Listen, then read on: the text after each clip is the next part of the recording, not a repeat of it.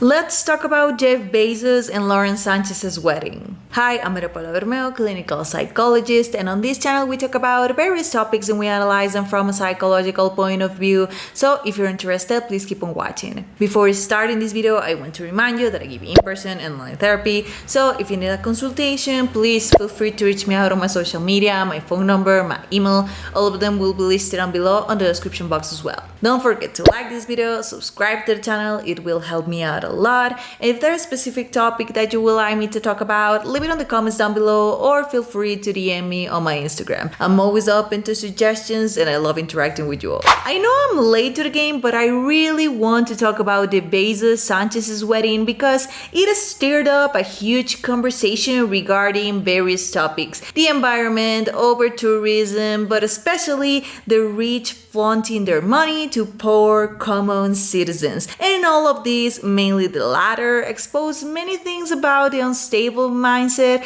of a certain niche of our society. Let's dive in and analyze this whole situation. Okay, so first thing netizens have been criticizing is the number of celebrities that were in attendance. Many have said that Jeff and Lauren paid these celebrities to go all the way to Venice because they've never been seen interacting before, so they aren't actually friends according to them. They had almost all of the Kardashian Jenner clan but Kourtney in there. Leonardo DiCaprio, who was trying to hide behind a black cap, maybe because he didn't want to get canceled by woke individuals for being at a rich couple's wedding after he endorsed Kamala Harris in the name of the most vulnerable when he's actually rich himself, so he's being fake. Anyway, progressive Oprah was also there, which was questioned by other famous individual in a poem. More on that later. Sydney Sweeney, who's receiving massive hate from feminists because she's the epitome of beauty according to men,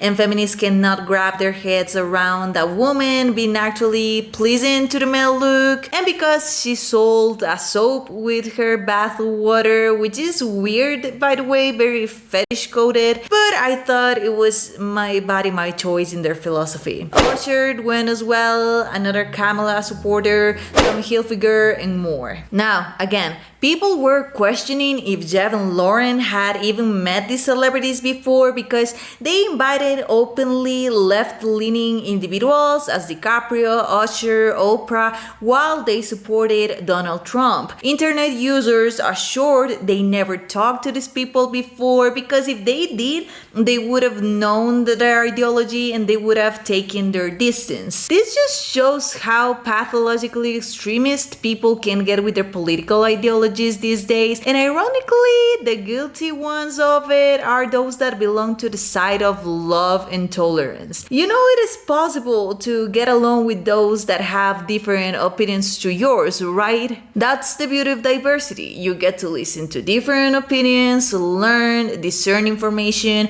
you practice emotional regulation if you disagree with them, so then you're able to respect their position, you're able to open your mind, to have different perspectives, you grow as a person, and if you cannot see that, then you might have a square and inflexible mindset that needs to change because otherwise it could cause you plenty of issues. But that's not the only theory people have on why celebs went to the Bezos Sanchez wedding. Let's read what USA Today had to say about it. But Bezos and Sanchez's wedding lacked the story to root for, Pisano says. Rather, the couple invited a 200-person guest list that felt random if not transactional, Pisano says, with names like Sydney Sweeney, Oprah Winfrey, Bill Gates, Ellie Goulding, and a solo Orlando Bloom. It was all very strategic from everybody's side, he says. Was it believable that all of these people were such good friends? Absolutely not. Let's say it was all very strategic. It makes sense anyway. Jeff stepped back from being the Amazon CEO in 2021.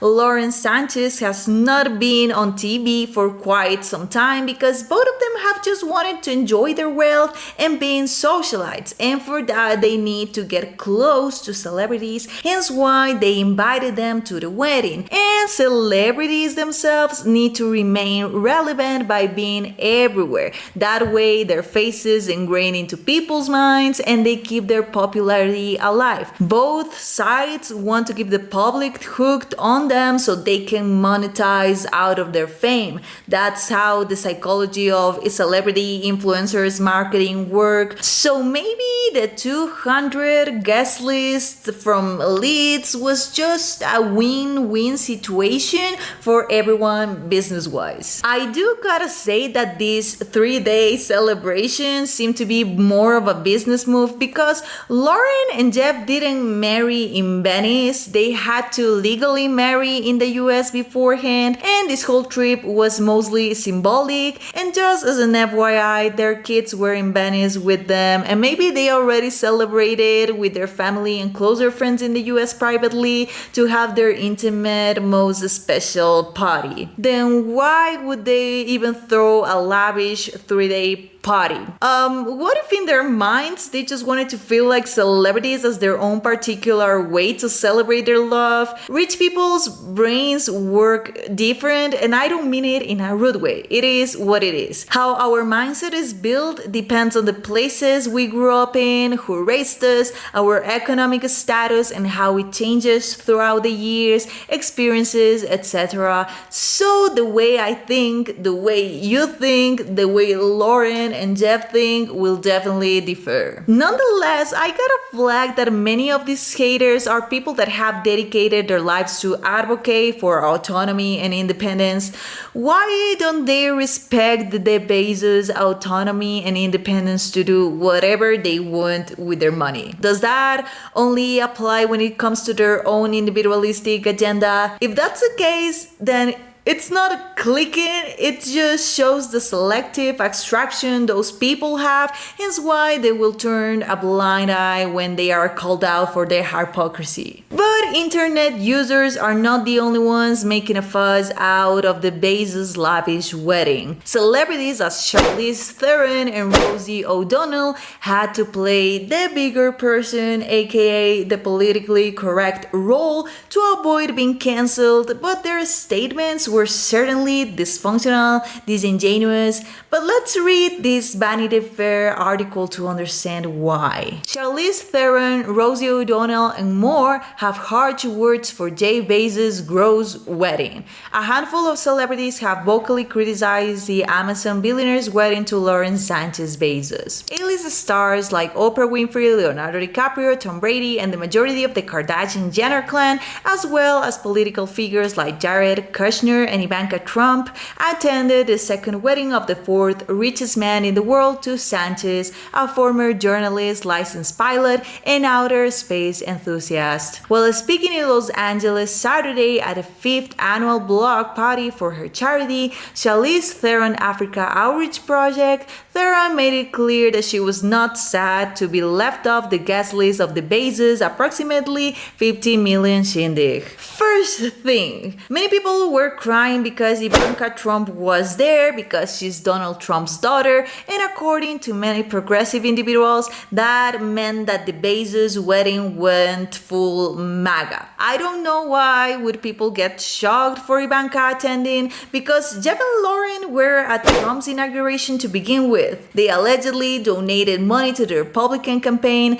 They were pretty much active in Trump's favor, so maybe that's how they met Ivanka. Maybe the billionaire circle already caused them to cross paths. But even if the Bezos weren't right-winged people, I have to repeat it. You can get along with those that think differently to you. It is called tolerance. It's just a part of living in this world and adapting to the idea that we are different. It doesn't have to be a MAGA cult demonstration. If some think that, it might just be a projection of the things they are doing. Second, and directly referring to Charlize, why is she trying to make it clear that she's not hurt for being left out of the wedding? Maybe she's just applying defense mechanisms, a sublimation, which in this case is giving such a speech, to channel the pain she felt because she couldn't travel to Venice for free, allegedly. I think we might be the only people who did not get an invite to the Bezos wedding,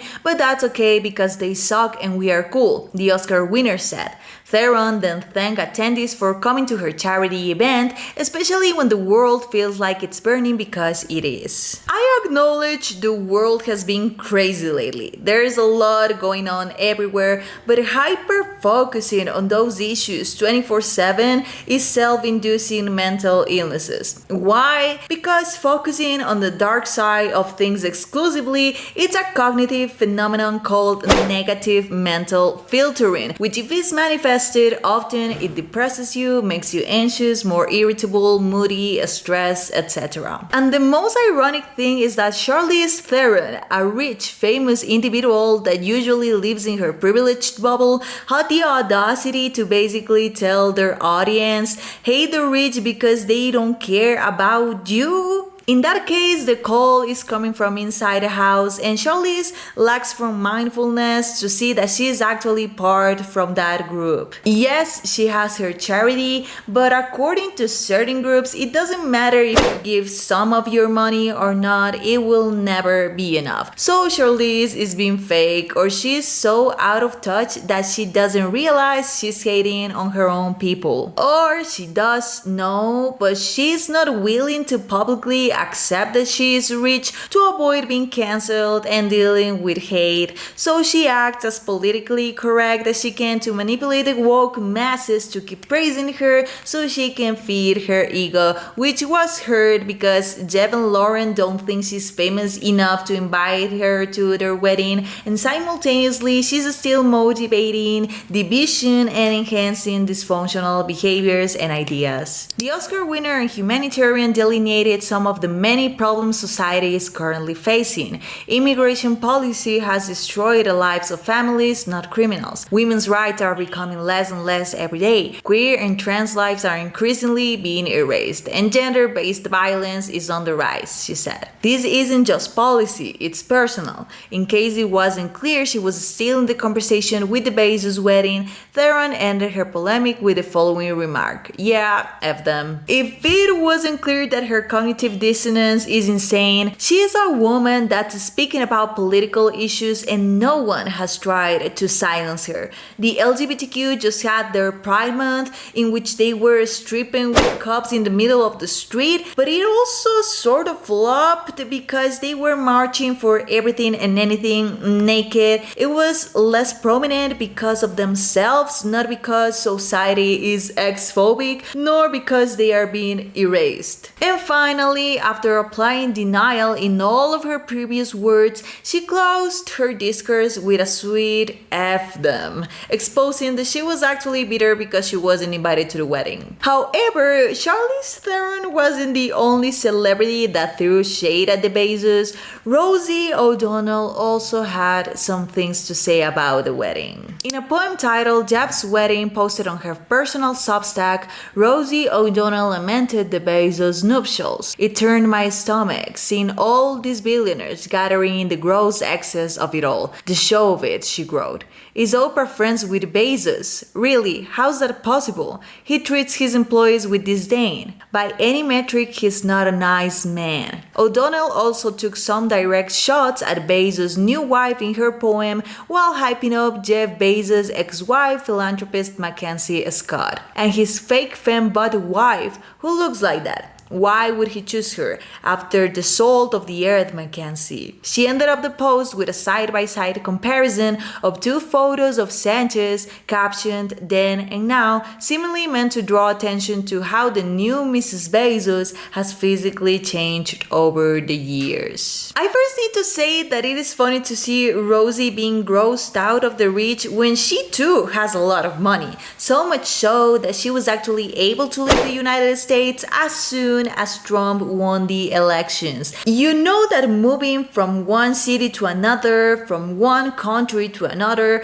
from one continent to another costs a ton of money, so not everyone can do it unless you have a couple millions to spare, as Rosie O'Donnell. If she despises the rich, doesn't that mean she hates herself as well? Well, maybe, and that's why she hurt herself so much by using her time and energy to write an entire poem about a despicable couple that got married and their guests, and posted to draw more coverage to the wedding of the people she hates. She's giving them the attention she says they don't deserve. The psychological dichotomy is just there. Yes, writing is cathartic for some individuals, but posting it for everyone to read it and trigger more hate and division is not only mental self-harm, is harming others in the process. And you know she's such a bitter person when she feels the urge to criticize someone's physique. She got so mad that she had to bash everything. I thought Rosie came from the leftist side, in which they talk about peace, about embracing and respecting everyone,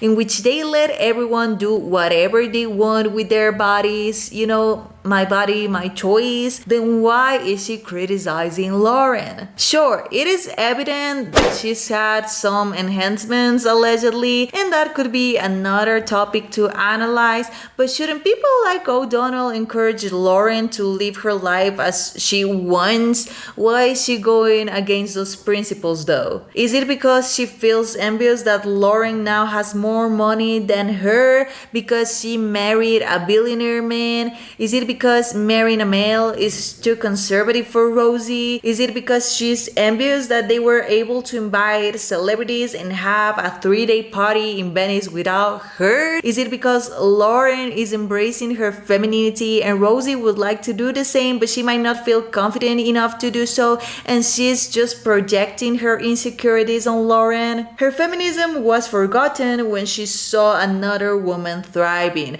which exposes her fake progressive persona. Now let's talk about the environmentalists that were protesting right there in Venice, where the wedding took place, because it looks as if they were jealous of Jeff's wealth more than being concerned for Mother Nature. Breaking: life-size mannequins of Jeff Bezos are popping up all over Venice, not as wedding decor but as protest art. Locals aren't exactly rolling out the red carpet for the 50 million multi-day Bezos Sánchez wedding bash. Even the mannequins are saying it the rich. Why is the mannequin pooping?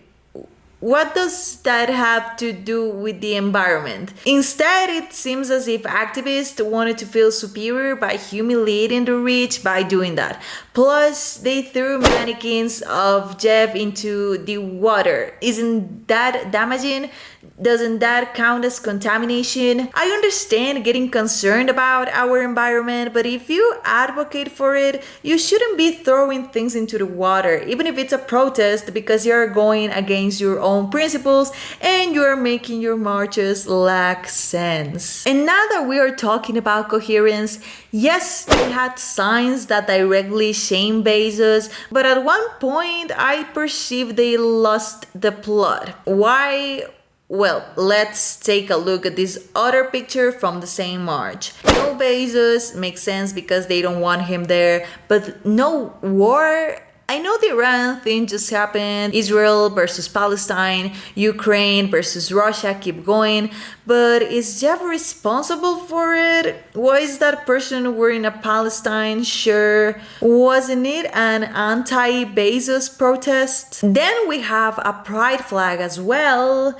Sure, this happened during Pride Month, but I thought the march was about not having Jeff and Lauren there to save the earth. But wait, they had to carry an anti-Elon Musk sign too, just because he's rich too? He wasn't even at the wedding. Are they just hating on him because he also has money? Does that protect the environment though? Just as it happened during Pride, the protest became a bunch of nothing, and when that happens, the whole thing loses its purpose. If you truly care about nature, then please transmit the message clearly and focus on advocating for the environment. Otherwise, people will just look at you as another woke group that is loud and annoying, and that actually repels others from being interested in in your mission. But let's give the environmentalists the benefit of the doubt and read some articles to understand why they did all of that. That's because the demonstrations weren't only about the third richest man in the world. They were about pushing back against the idea of Venice as a theme park and playground for billionaires rather than as a living city that's home to 50,000 people in the historic center who are fed up with the impacts of mass tourism. While protesters made the Bezos Sánchez wedding a focal point of their demonstrations, over-tourism has been a prominent issue for Venetians for years. Activists in Italy have regularly staged anti-tourism protests. BI has previously reported including targeted demonstrations against companies like Airbnb. The palpable frustration felt by the locals over crowded streets, environmental damage, and rising living costs has dissuaded some tourists from returning to visit the city. Look, I understand it can be annoying to have people walking around taking pictures and videos 24/7. Maybe making noise late at night because they are vacationing, but marching and causing disturbances yourselves is only generating more mayhem. Maybe even pushing the ones that actually live there away too. Chaos won't be solved with more chaos. You're throwing more firewood to the fire. We are not jealous of the fact that he earns so much money, that he is one of the most powerful men in the world, D'Amato told CNN. We are jealous when his wealth hits us in the face. You know, when someone is on denial, sooner or later they'll admit the truth, even by mistake, which this person, D'Amato, just did. So it's not about the environment, but rather about the Bezos flaunting their wealth. That's not environmentalism, that is envy. And this is just a little taste of what these activists unfortunately do. They hate the rich because they want to become one. They are bitter because rich people can get luxurious stuff and spend their money in outrageous things. So those activists, try to be as loud as they can in an attempt to destroy these millionaires, but there is a plot twist. If they start receiving attention, they have the chance to first monetize out of their social media presence if it grows significantly and get sponsored by NGOs, foundations to become rich and famous themselves, as Greta Thunberg, for example, who has millions to travel around the world to appear in a protest for like 2 minutes and then leave, which motivates them to keep spreading a hypocritical message. They start getting paid for stressing, depressing, inducing anxiety and fear, for brainwashing others. And those sweet manipulative speeches they give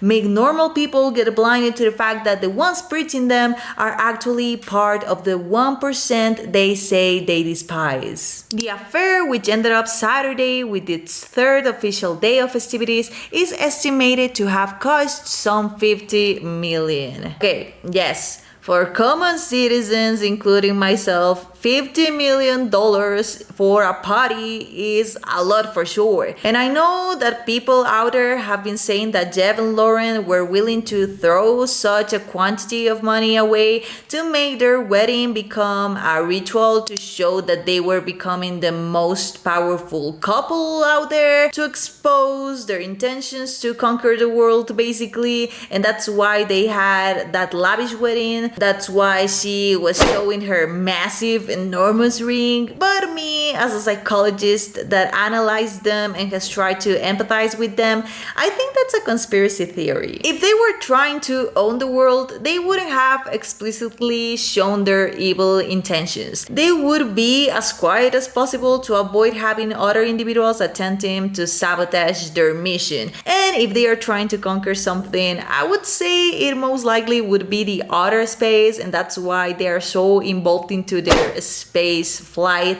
thing. I could argue the mind of the rich is a curious place to explore, therefore we won't get it 100%, but maybe because they both are millionaires, their love language has been shaped as gifts and details because they can afford them with ease, and that explains why they didn't hesitate to spend 50 million in a wedding, and they also took the chance to invite celebrities to catch more attention to the party and make a bigger deal out of their exotic celebration of love. For them, that's like buying literal candy because that's their own particular situation. It doesn't have to be something wicked. People have made it seem so because they've been conditioned to believe that the rich are vile. That's why they were also judging them for getting married while the world is on fire, as Charlize Theron said. The deathless expense culminated at the lodge of events facing many Americans. The country held its breath and doom-scrolled in fear of war with Iran,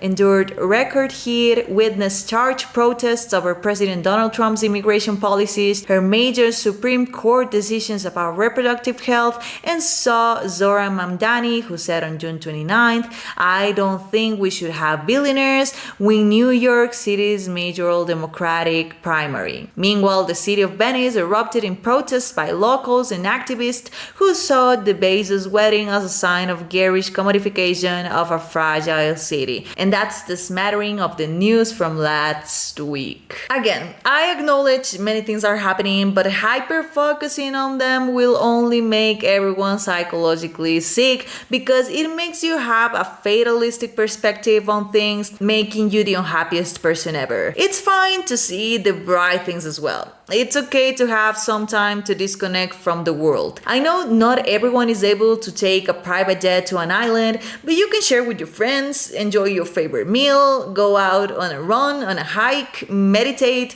dance and sing to your favorite song, celebrate someone's birthday, graduation, whatever. Sure, it might not fix things outside, but at least you'll be able to manage the tension of it all in a better way. You'll feel more relaxed, freer. Jeff and Lauren have done that in a whole different way because of their resources, but you can do it in your own way as well. Now, I do want to talk about this man, Zohran Mamdani, for a minute, just to help whoever that's listening to me to open their mind a little bit more to the fact that these politically correct individuals are actually manipulating others to keep them poor while they become richer. Because Mamdani is saying billionaires shouldn't exist, but he's rich himself. His mom is a movie director that has done amazing. Her father is a Columbia University teacher that receives a great salary. Mamdani was a Columbia student as well and attended a private school that costs approximately $66,000 per year. He grew up being rich and surrounded by rich, and now all of a sudden he's claiming he's a poor third world country native citizen. This is the kind of people that are telling you to hate the rich. If they don't practice what they preach, if they seem ambiguous because they say one thing but do the opposite, should they be reliable? Should they be role models? Anyway, going back to our co-hosts today, Lauren and Jeff, you know why some hate them? It's not because of the damage they cause to the environment. It's not because of the rumors claiming they are mean to their employees. It's not because they had all of those celebrities at their wedding. It's not because they have no taste and no class. Not because of their Canva template invitation. Not because they had a gray office carpet, nor for Lauren's exotic outfits. It is because some hate that people embrace their authentic selves when they are thriving. Usually they like to see others suffering so they don't feel that bad about themselves. It's that feeling of, okay, I'm in a bad place, but it could be worse. Just look at the next person who's struggling more than I am. That's also why they are so willing to go on any march in favor of those who have it worse. That's why they proudly say, I'm from X marginalized groups. That's why they clap and praise whoever that says F the rich, F the whites, F whatever privileged person. That way they get trained to believe that the vulnerable ones are good and use that to rationalize why they don't solve their own internal issues and avoid doing it at all costs. Sure, it's a defense mechanism, but long term it's not functional because their own difficulties will stay and they'll just get bitter as time goes by because they are gaslighting themselves to basically remain in emotional misery because because their brains get conditioned to only focus on negative things instead of appreciating the good ones, which is detrimental for anyone's mental health. And that's why when they see someone as Jeff and Lauren being real and authentic,